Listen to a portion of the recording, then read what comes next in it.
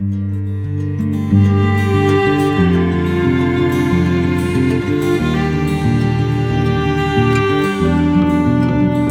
I first met Rachel in summer of 2021 at the Beyond the Border Storytelling Festival. It'd been a while since we'd been out to do anything, but we got the privilege to be invited to perform for Savage Heart for Citrus Arts, a company that we'd worked with before and really had a good time performing with. So we were in the circus tent, getting ready for the show and making some lanterns for the end of festival parade, when Rachel and her lovely daughter came in to make some. We ended up chatting, and she wanted to know how on earth I got into fire spinning and what I was doing at the festival. So we started chatting. I told her a little bit about how things got started, what I wanted to do, how it had really helped me. Beyond the Border really encouraged us to tell our own personal stories, so I maybe went a little bit deeper into the story than I normally would have, but Rachel really seemed interested in what I had to say.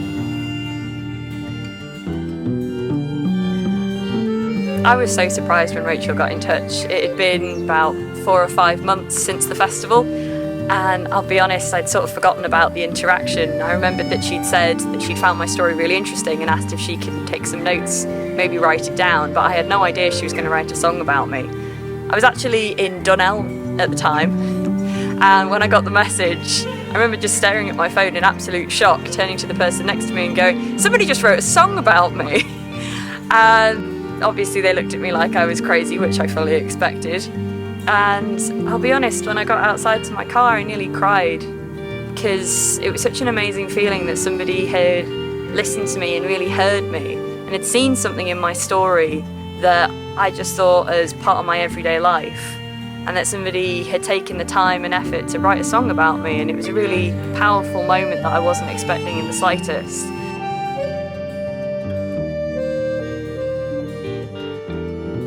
My whole life, I never really felt like I fit in anywhere. I always felt like the odd one out, the one that would get picked on or bullied at the best of times. I never really found my place in the world or who I was supposed to be. I didn't really have many friends, and those that I did have didn't stick around very long. Pretty much spent a lot of time on my own. Not much changed when I went to university. The bullying stopped, I'll say that much, but I kept myself to myself. I didn't really know who to trust or who to be with, so I kind of kept to myself and didn't really go out, make friends, do anything. And that's when my mum came in. Mum was horrified by this. She knew that I had potential, she knew that I had something in me that was worth seeing. And she had made such great friends when she was at university. She could not stand the thought of her only child going to university and not coming out of it with lifelong friends the way she had. So she put her foot down in my second year and said, "Steffi, this is ridiculous. You need to join a society. You need to get out there, meet people, and make some friends." So very grudgingly, I went on the university website and I was scrolling and scrolling and scrolling through all the societies. And there were a couple that caught my eye, maybe some acting, maybe some singing, something like that, creative writing. And then I saw it, Circus Society. And what really had me was the tagline, "Misfits, Outcasts, Weirdos, welcome." I found my people. Exactly where I was supposed to be. And they taught me so much. They taught me that it was okay to be loud and noisy and maybe even a little obnoxious at times. It was okay to come out of my shell. It was okay to talk to people and get excited and be enthusiastic, and I wouldn't always be mocked for it. They taught me fire spinning, and that unlocked an entire world for me. Not only was I popular for the first time in my life, but I had control over this incredible element that was so powerful and destructive, but calming, and it brought me so much peace. And this became my happy place. No matter what the world threw at me, no matter what people said to me, no matter how down on myself I got, fire was just the greatest thing that I could ever have hoped to imagine.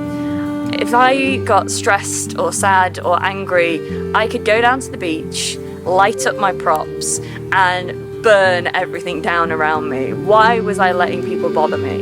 Why was I listening to all these terrible things? Even if people weren't saying them to me at the time, I was remembering all the terrible things that people had said to me throughout my entire life. And it didn't matter anymore.